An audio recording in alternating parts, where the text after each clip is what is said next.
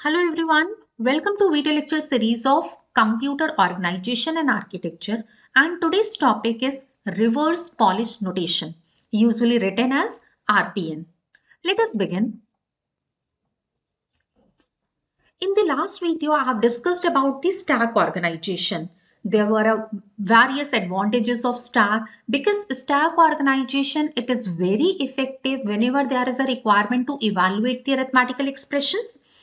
Why? Because there is a fast execution of instruction when we are talking about the stack organization, and fast execution. Why? Because the instruction length is relatively short. But what happens when there is a requirement for computer to evaluate the mathematical equations, then computer or machine finds it very difficult because generally the expressions are represented in the infix notation. What is infix notation? Infix notation is wherever the operator is written in between. Suppose you have to add two numbers and first number is A and the another number is B. So if you are writing A plus B, so here you can find out the operator which is addition, that is in between.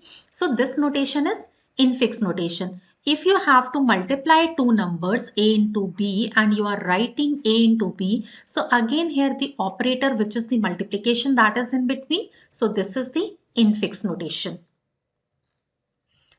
The Polish mathematician, he has demonstrated how the arithmetical expressions can be represented in prefix notation. Prefix notation is the another notation. As if here you can observe a simple arithmetic equation is being given, and here also you can identify, you can observe that this is the infix notation. The operator is in between. So prefix also notation is used. It means there are various types of notations, so you must be aware about that.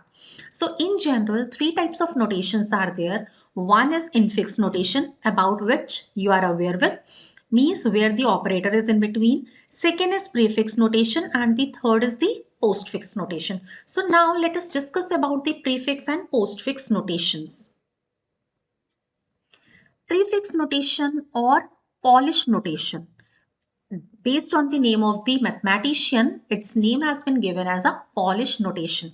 So prefix notation is where the operator is placed before the operands. That is the prefix. Means when you have to add two numbers, you have written A plus B, which is the infix, and here the operator is what? Addition. So when the operator is placed before, this is the prefix notation. Third type of notation is postfix notation or reverse Polish notation, RPN, about which we have to discuss in detail in this particular video. So in the case of the postfix notation, the operator is placed after the operands. As you can see over here, plus addition is placed after the operands. So this is what the postfix or reverse Polish notation. Now, let us talk in detail about the RPN. What is reverse Polish notation? This is actually procedure or the technique you can say, and this is used to convey the mathematical expressions into a simplified form which is more convenient for the computer to simplify. And what is that simplified form? It does not use any separators, brackets or parentheses.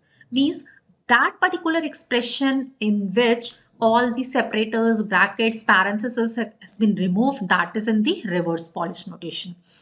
And in this particular notation, you must remember that operator follow their operands, right? It means there is a requirement to remove the brackets to define the evaluation priority. There is a procedure, I'll be telling you that also. And the operation is read from left to right, but execution is done every time an operator is reached.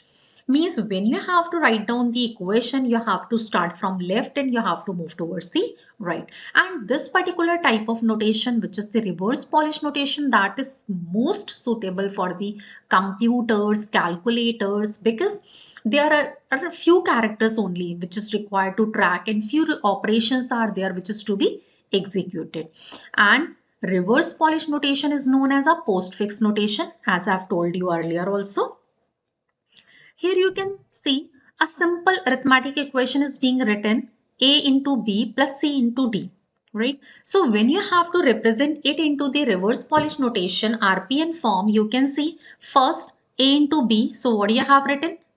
A, B star means which is the indication for the multiplication, CD star which is the indication for the multiplication, and then addition of these two. So this is how you can write, you can represent the number, you can represent the equation into the RPN form. Let us take one more example. Here you can see the second example. Start from left to right. First is what?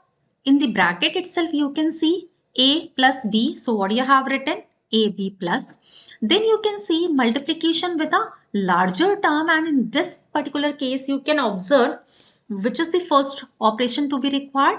D plus E. So what do you have written? DE plus. Then it's multiplication with C. So C multiplication. It's addition with F. That is what you have written. And finally the multiplication of these two terms. Right? So this is how any simple arithmetic equation or a complex equation can be represented into a reverse Polish notation.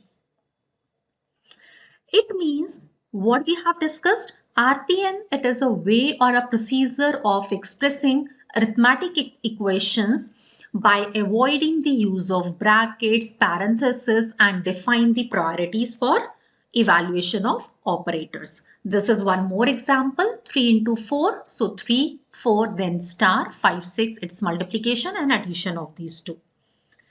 So in the case of RPN, the number and operators are listed one after another. As you can see, 3, 4. And operator always acts on the most recent number, right? Most recent number means if multiplication is to be performed, it will be performed on 3 into 4. Here multiplication, it will be performed into 5 into 6. Addition means the previous two result, this and this, addition of these two. So the numbers can be, you can understand it as it is going to form a stack, like you are arranging some plates, you are arranging some books, and the most recent books or number which is on the top of this stack upon which the operation is to be performed. And any operator takes appropriate number of arguments from the top of the stack and keeps replacing them by the till the result of the operation, till the end of the operation. Now, let us discuss the stack operation to evaluate any equation. The equation we have taken, the same example we have taken earlier, 3 plus 4, this is what? 3 into 4 plus 5 into 6, right? So in RPN form, this equation is written like in this manner. Now, how the stack operation is used?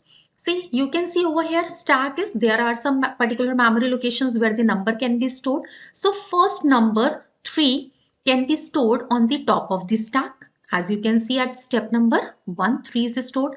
Then number 4 is inserted on the top of this stack, right? So 3 is available, 4 is available, then multiplication operation is performed. Multiplication operation, how it is going to perform? The numbers have been taken from the stack and these two numbers are going to be multiplied, and then again result is stored in the stack itself. Clear? I've mentioned here in this particular step. So result of this multiplication is 12 and result is again stored into the stack. Then another number 5 that is being pushed on the stack. Again next number 6 is being pushed on the stack.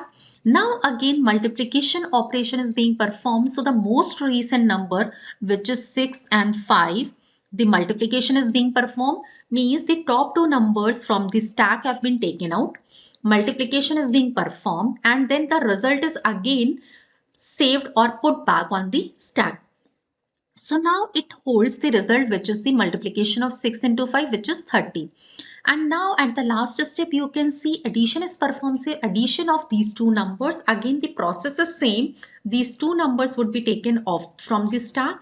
Their addition will be performed and the result would be stored back on the stack. So the addition of 30 plus 2, 12 is 42, and which is the required result of this particular. So this is how the stack operation can be written, can be described to evaluate any particular equation. Just you have to remember there is a use of this stack and how it is going to be performed. Thank you so much for watching this video.